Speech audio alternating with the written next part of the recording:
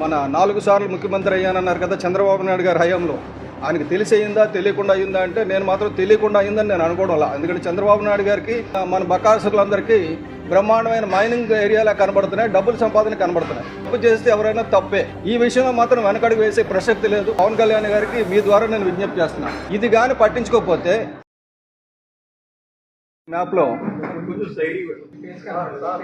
Face పర్వాలేదులేండి, face అక్కర్లేదు, map నాకు focus చేయండి.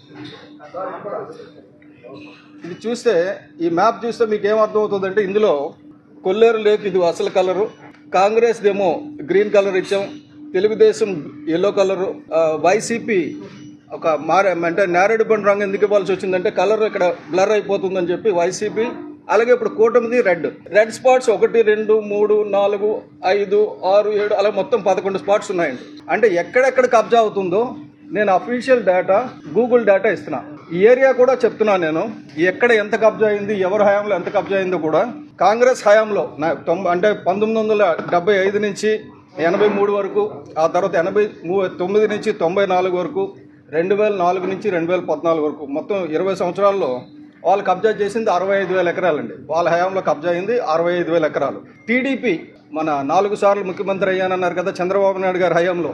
ఆయనకి తెలిసి అయిందా తెలియకుండా అయిందా అంటే నేను మాత్రం తెలియకుండా అయిందని నేను అనుకోవడంలా. ఎందుకంటే చంద్రబాబు నాయుడు గారికి ఎకాలజీ కంటే ఎకనామీ మీద ఇంట్రెస్ట్ కాబట్టి ఆయన ఆధ్వర్యంలో 83 నుంచి 89 వరకు, అలాగే 94 నుంచి 2004 వరకు, అలాగే 2014 నుంచి 19 వరకు 20 ఏళ్ళ పాటు 60,000 ఎకరాలు. ఇందాక 65,000 ఎకరాలు అయితే ఇది 60,000 ఎకరాలు, కొద్దిగా రీజనబుల్. తర్వాత వైసీపీ 5 ఏళ్ళలో 2019 నుంచి 24 వరకు 30,000 ఎకరాలు కబ్జా అయింది.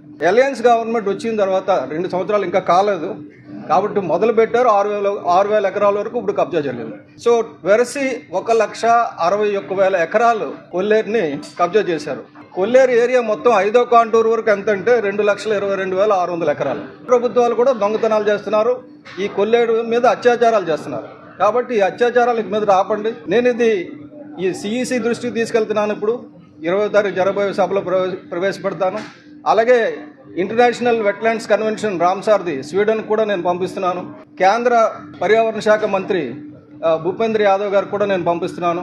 అలాగే పవన్ కళ్యాణ్ గారికి మీ ద్వారా నేను విజ్ఞప్తి చేస్తున్నాను, ఇది కానీ పట్టించుకోకపోతే తీవ్రమైన పరిణామాలు. ఎందుకంటే ఆంధ్రప్రదేశ్లో ఆరోగ్యం నాశనం అయిపోతుంది, హాస్పిటల్స్ మాత్రం అభివృద్ధి చెందుతున్నాయి. మన రాష్ట్రంలో హాస్పిటల్స్ క్యాన్సర్లు జబ్బులు ఎందుకు అభివృద్ధి చెందుతున్నాయంటే ఇటువంటి పనులు చేయడం వల్ల. కాబట్టి దయచేసి మీడియా ద్వారా నేను రిక్వెస్ట్ చేస్తున్నది ఏంటంటే ఇటువంటి పర్యావరణ విధ్వంసాన్ని అరికట్టడానికి మీరు కూడా సాయం చేయండి, చేతనైన సాయం చేయండి. అక్కడ ఫీల్డ్లో ప్రాబ్లం ఏంటంటే వాళ్ళకి ఏదో అన్యాయం జరిగిపోతుందని. అక్కడ ఉన్న రైతులు ఎవ్వరికి కూడా ఏమాత్రం అన్యాయం జరగదండి. సుప్రీంకోర్టు తీర్పు ఎంత క్లియర్గా ఇచ్చిందంటే అక్కడ పుట్టిన ఎవరికి కూడా అన్యాయం జరగడానికి వీల్లేదు.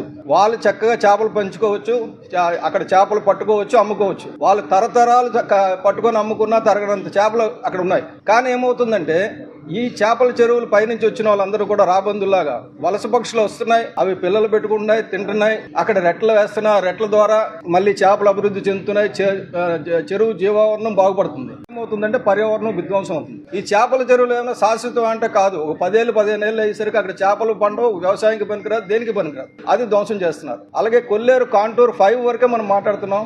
యాక్చువల్గా కొల్లేరు కాంటూర్ 10 వరకు ఉండాలి. కాంటూర్ 10 నుంచి కాంటూర్ 5కి వచ్చింది, దాన్ని కూడా నిలబెట్టుకోలేకపోతే దీనికంటే ఇంకా పెద్ద మహాపాపం ఉండదని తెలియజేస్తున్నా.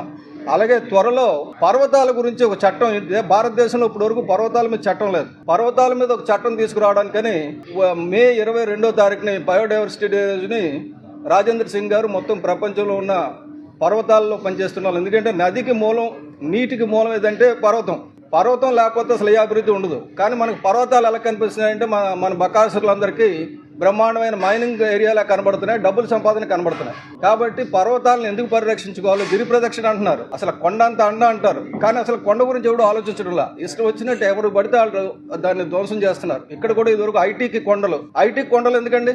నేను ఐటీ పెట్టినప్పుడు దువ్వాడలో ఒక విలేజ్ లో పెట్టాం, 2,000 మంది పనిచేసేవారు అక్కడ. అప్పుడు ఇక్కడ పెట్టడంలో ఉండాల్సిన అవసరం ఏంది? ఆ సీ ఫ్రంట్ ఉందో అవసరం ఏంటంటే రియల్ ఎస్టేట్. ఈ ఐటీ కంపెనీలు అన్ని కూడా మనం చూసాం, ఇన్ఫోసిస్ కూడా కేవలం రియల్ ఎస్టేట్ చేసింది అని చెప్పేసి అక్కడ కొంత ఆస్తిని మళ్ళీ వెనక్కి తీసుకోవడం జరిగింది, బెంగళూరులో ఇచ్చింది. మనం ఇష్టం వచ్చినట్టు ప్రజల తాలూకు ఆస్తుల్ని పనిచేయడం. ఇప్పుడు కూడా నిన్న కాక మొన్న జీవీఎంసీ వాళ్ళు ఒక నోటిఫికేషన్ ఇచ్చారు 30వ తారీఖుని. అంటే కౌన్సిల్ 17వ తారీఖున అయిపోతే 30వ తారీఖున ఒక నోటిఫికేషన్ ఇచ్చి ఏం చెప్తారంటే మానిటైజేషన్కి. అంటే ఇదివరకు వైసీపీ కలెక్టర్ ఆఫీసులు అమ్మేసింది, జిల్లా పరిషత్తులు తాకట్టు పెట్టేసింది లిక్కర్ గురించి అని చెప్పి అన్నాం కదా. మనం దేని గురించి తాకట్టు పెడదామని, ఎందుకు ఈ మానిటైజేషన్ అర్జెంటుగా?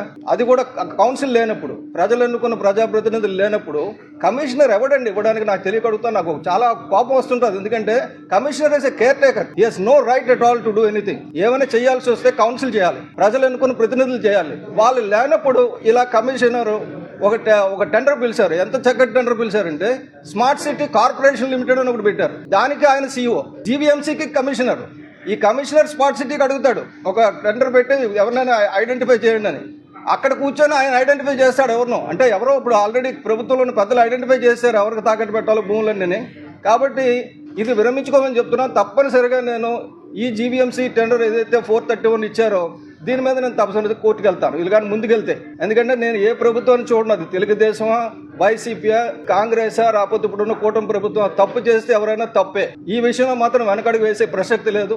మీ అందరూ ముందుకు వచ్చి నేను రిక్వెస్ట్ చేస్తున్నది ఏంటంటే ఇటువంటి విషయాల్ని మీడియా ముందుకు తీసుకెళ్లాలి. అంతే తప్ప మీరు ఈ వర్గం మీడియా, నీలి వర్గం మీడియా, ఎల్లో వర్గం మీడియా, రెడ్ వర్గం మీడియా అని వద్దండి. తప్పు జరిగితే మీరు అల్టిమేట్గా మేము పోయేది, మన పిల్లలు పోయేది. కాబట్టి భవిష్యత్తుని కాపాడాల్సిన బాధ్యత మీడియా తీసుకోవాలని కోరుకుంటూ సెలవు తీసుకున్నాం.